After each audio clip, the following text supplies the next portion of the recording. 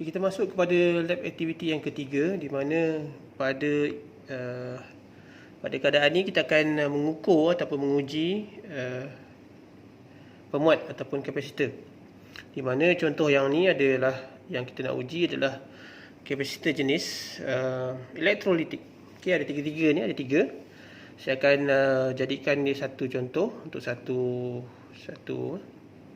contoh untuk awak ikut, dan satu lagi untuk ambil bacaan ya. Jadi kalau kita tengok, ni adalah kita punya kapasitor.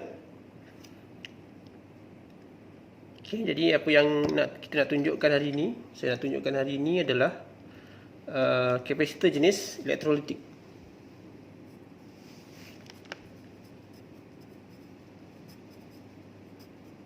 Okay, jenis elektrolitik. Jadi kalau kita boleh fokuskan kepada kita punya komponen ni. Okay, kalau kita lihat di sini,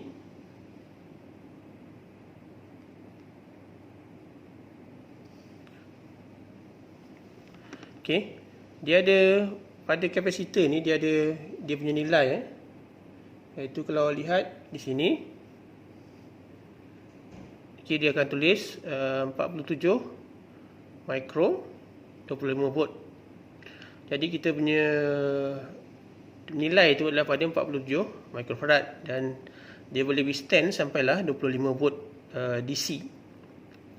Dan kalau kita tengok, dia ada di badan tu dia ada tanda tanda negatif di situ dan satu lagi tak ada tanda. Kalau kita tengok pada kaki ni, kaki yang ini, okey, kaki yang negatif tu dia lebih pendek. Jadi kaki yang positif tu dia lebih panjang lah. Jadi kita boleh tahu sama ada daripada segi dia punya kaki panjang atau pendek. Panjang atau positif, pendek itu negatif, dan juga pada kita punya indication pada body, tanda pada badan. Jadi bagaimana kita nak ukur ataupun kita nak uji kita punya kapasitor ni? Jadi ada beberapa kaedah. Jadi yang apa yang kita nak tengok di sini, nak tengok dia punya teori dahulu. Jadi apa yang saya dah terangkan tadi, nilai tadi adalah pada 47 mikrofarad. Okey. Dan kalau kita lihat kepada kita punya fungsi kapasitor, sekiranya kalaulah diberikan satu kapasitor ni, kita sambungkan kepada satu punca bekalan. Okey. Dan kita sambung pada positif, sambung pada satu positif. Negatif pada sambung terminal kutub negatif kapasitor. Apa yang berlaku pada voltan di sini BC, okey. Apa yang berlaku di sini adalah satu yang kita panggil sebagai proses pengecasan. Jadi kalau asalnya adalah 0 volt, dia akan mengecas sampai satu tahap tepu. Ini kita panggil sebagai proses charging ataupun cas lah, charging. Jadi dia akan berhenti pada satu tahap nilai voltan DC. Okay, apa yang berlaku kalau kita buat sambungan secara reverse polarity? Okay, dia masih benda yang sama. Okay, di terminal positif letak terminal negatif kapasitor.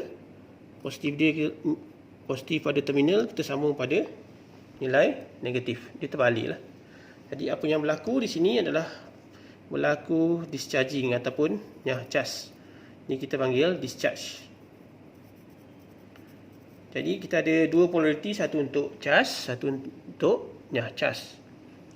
Jadi kalau kita tengok kepada kita punya konsep ini, konsep multimeter, di mana multimeter ni kita boleh gunakan sebagai sumber bekalan ataupun bateri. Kita boleh jadikan dia sebagai satu punca bekalan. Okey. Tetapi ada yang kita panggil sebagai dia punya pelarasan, iaitu kalau kita lihat di sini,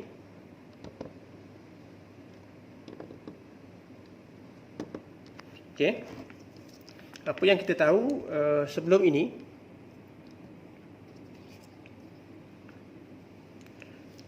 Okey, terminal positif adalah yang warna merah, terminal negatif warna hitam.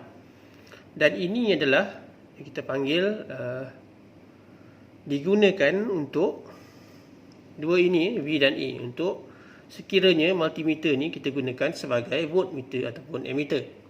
Kalau untuk sebagai ohmmeter, dia tak ada polariti. Negatif, merah ni boleh negatif, merah ni boleh jadi positif. Tetapi kalau kita nak jadikan multimeter ni sebagai satu kaedah nak menguji kapasitor ataupun diode, okey, dan multimeter ni kita jadikan sebagai punca bekalan. Okey, jadi terminal positif adalah yang warna hitam, terminal negatif jadi warna merah. Dia terbalik. Jadi terminal positif warna hitam, terminal negatif warna merah. Jadi apa yang berlaku di sini, kita nak tengok proses cas dan cas. Jadi kalau kita tengok sini adalah terminal negatif, negatif, ini terminal positif.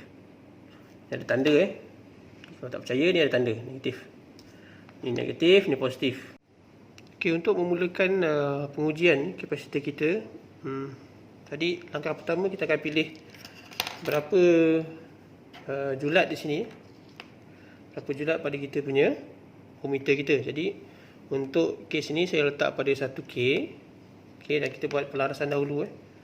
Kita buat kita pintaskan dan kita laraskan supaya kita akan dapat pada kedudukan 0 ohm.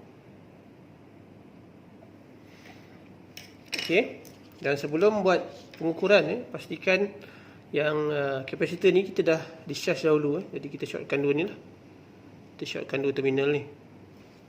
Okey, dan kalau kita lihat bahawa kita punya terminal merah ni akan jadi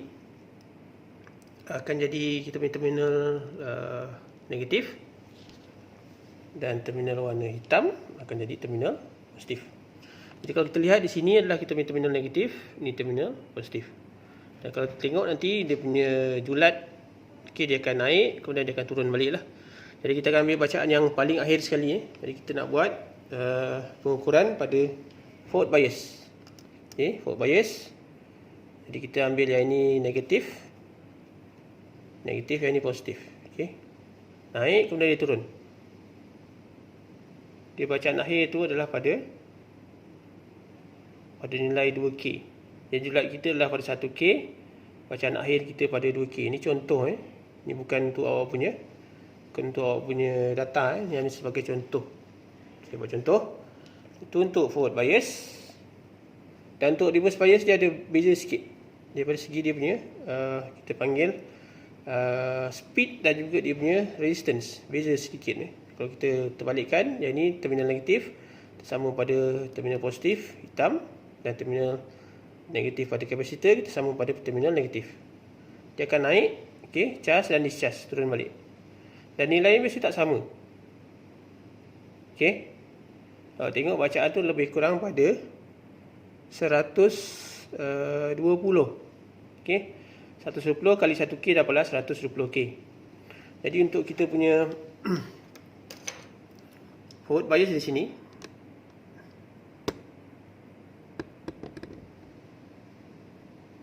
okey, kita lihat pada kita punya bacaan tadi. Kita punya range tadi adalah pada 1K. Reverse pun sama 1K.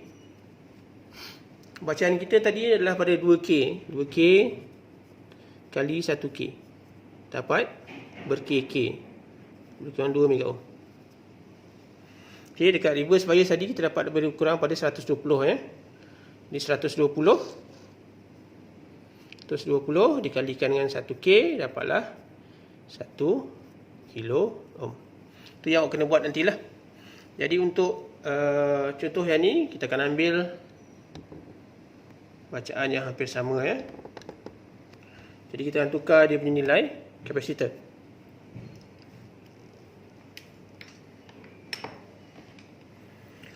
Jadi kapasitor yang pertama yang kita gunakan adalah kapasitor yang ini. Kalau saya zoomkan dia punya nilai, di sini adalah pada ini jenis Fujicon. Okay, ini punya rating. tulis nilai tu 470/25. Okey, dan dia ada juga polariti minus kaki pendek plus tu kaki yang lebih panjang lah. Jadi kita akan masukkan dekat blackboard dan kita nak test nak test dahulu dia punya, nak test bagaimana dia punya respons.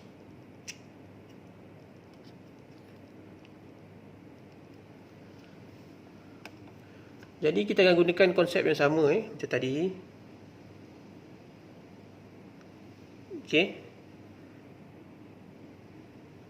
Yang di sini kalau kita tengok, ini adalah kaki negatif. Sebelum tu masih pada juliet sama 1K. Ini untuk awak punya latihan Kita discharge dahulu, kita shortkan dahulu supaya bacaan ni kosong pada asalnya. Okey, kita buat forward bias ataupun forward polarity di mana negatif akan disambung pada negatif, positif akan disambung pada positif. Jadi negatif ni adalah kaki warna merah. Positif ni kaki warna hitam.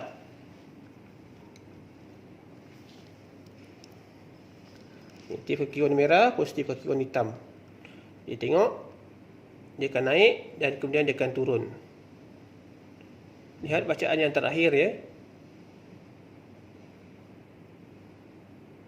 Ni ada proses charge dan discharge. Maksudnya kapasitor ni okey, tak ada masalah. Kalau yang rosak, dia mungkin tak boleh discharge, mungkin akan stay pada kosong. Okey, inilah yang terakhir, iaitu pada bacaan. Okey, yang ni awak ambil reading ni untuk bacaan pada forward bias. Turun lagi. Adakah dia turun lagi? Okey, dia akan turun lagi sampai 200 Okey. Ini bacaan terakhir kita lah. Kita anggap ni bacaan terakhir kita. Okey. Pada 200 kali 1K dapatlah 200 K. Jadi untuk forward bias, untuk reverse bias, jadi terminal negatif akan sambungkan dengan terminal positif. Terminal positif yang pada kapasitor akan sambungkan pada terminal negatif. Okey, saya ulang balik yang ni.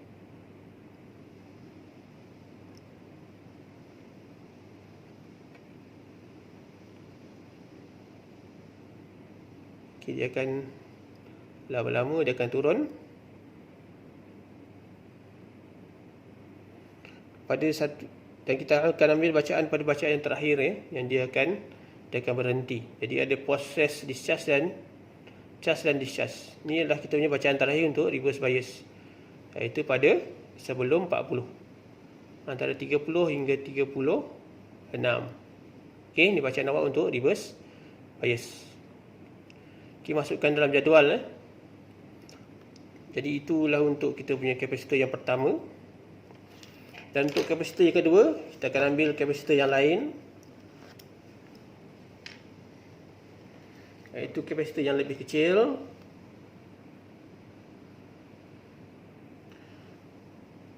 Okey, ni kapasitor yang ini. Ni ditulis 4.7 25. Okey, dia ada tanda negatif untuk kaki pendek, yang panjang untuk kaki yang positif. Kita akan buat benda yang sama dan julat pun adalah julat yang sama, iaitu pada 1K. Dan awak rekodkan untuk awak punya bacaan pada jadual. Okey. Okey, yang tanda hitam tu adalah negatif, yang tak ada tanda tu positif. Okey, jadi sebelum kita buat apa-apa, kita shortkan dulu supaya cas yang berada dalam ni dinyah caskan. Sekejap je, tak lama. Okey, jadi kita ambil pada bacaan forward bias positif. Jadi ialah negatif, merah negatif sambung pada negatif, positif sambung pada positif. Okey, naik dan turun balik. Dia bacaan terakhir adalah infinity. Okey, Nilai ni adalah nilai yang agak kecil. Jadi kita akan shortkan semula. Tekan ambil mungkin julat yang berbeza. Okey. Jadi katalah saya ambil julat pada 100. Saya buat pelarasan semula. Sini. Itu kosong. Dan kita uji semula. Inilah untuk negatif, positif dan positif. Jadi naik dia akan turun. Okey, jadi tak ada apa-apa perubahan yang agak ketara untuk yang ni. Jadi pada 1K tu lebih sesuai, memadai. Okey. Dan kita buat uji semula pada forward bias. Negatif, positif, pergi positif. Jadi bacaan terakhir itu adalah pada infinity. Ini untuk forward bias. Okey. Pada reverse bias, kalau kita buat sekali lagi, kita shortkan. Kita cuba sekali lagi. Forward bias, dia naik, dia turun sekejap je. Tak lama. Kalau kita terbalikkan, reverse bias, akan jadi bacaan terakhir kita adalah pada 500. 500 kali 1K adalah 500K. Yang ni untuk bacaan reverse bias, di mana positif disambungkan pada negatif, negatif disambung pada positif. Tapi untuk forward bias tadi kita akan dapat pada nilai infinity. Jadi selesaikan untuk punya jadual. Jadi untuk bacaan dua pemuat tadi, itu pada 470 mikro dan juga pada 4.7 mikro.